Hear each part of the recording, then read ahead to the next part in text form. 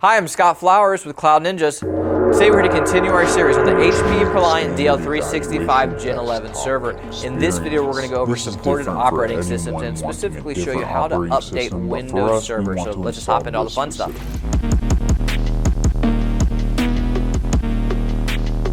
Hey, thanks for stopping by today to learn a little bit more about the HPE ProLiant DL365 Gen11 server. Do us a favor, if you find anything that helps you in this video, click that like, smash that subscribe. All right, well, this is going to be dedicated to supported operating systems. So what we're going to do in this video is first go over, well, what are the different supported operating systems? We'll throw up a little chart that's going to just show you everything that's supported.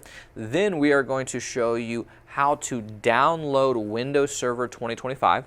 Then we're going to show you how to create a bootable USB with a program we like called Rufus. And then we're going to show you step-by-step instructions on how to install the bootable USB and install your operating system, or really Windows Server 2025 as a whole. So let's just hop into all the fun stuff. All right, so let's throw up a little chart here to show you the supported operating system. So for Windows Server, it's going to be 2019, 2022, 2025. You're going to have some different VMware ESXi options. Yes, I know people are still pissed at VMware, and I totally get it. Depending on if you're using the Genoa or the Turn processor, which is the 9004 or the 9005, depends on if you can use 7.0 or 8.0, etc. And we have that all listed. There's some different Linuxes that you can use, like Ubuntu or Red Hat. So yes, there's a bunch of great supported operating system options. All right, so now we're going to show you how to download Windows Server 2025, create the bootable USB, and do the install. Hey, this is Mason with Cloud Ninjas, and today I will show you guys how to install Windows Server 2025 locally onto your server. So all you need is a server with enough storage space available for the installation,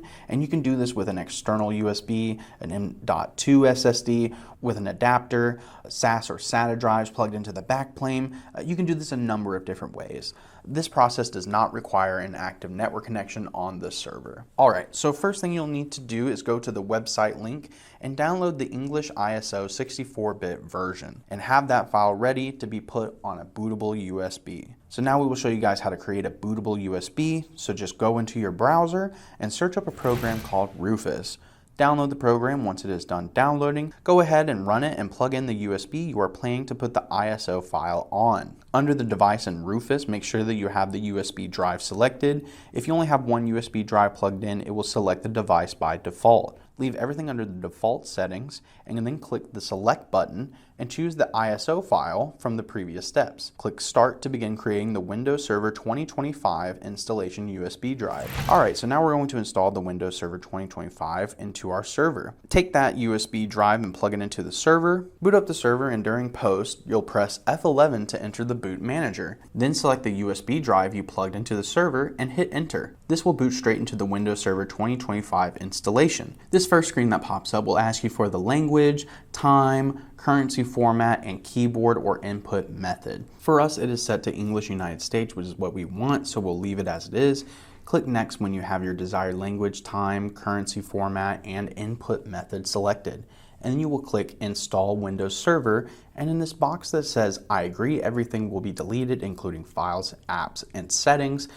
And then click Next to begin the installation. Now we will pick the specific operating system that we want. In our case, we will choose the Standard Evaluation Desktop Experience. This is different for anyone wanting a different operating system, but for us, we want to install this specific one. Once you click Next, you will need to accept the terms and conditions for the operating system and click Next. Now you will select the location for where you will install Windows Server OS. As you can see, it located these disks and is asking where we want to install the OS. We will choose the disk 0 with 148.5 gigabytes of free space. Click Next. Now you will just click Install and begin the installation. Once the installation is complete, the server will reboot and it will boot into Windows Server 2025. And that is how you will install Windows 2025 into your server. Hey, do us a favor, click that like button and smash subscribe. If you're looking for any custom built HPE, Dell, Supermicro, Asus, Gigabyte, Cisco, IBM, maybe you're looking for an AMD Ryzen server or an AMD Turin server, we do it all. We have both new and refurbished. So please give us a call or email us at sales@cloudninjas.com. That's sales@cloudninjas.com.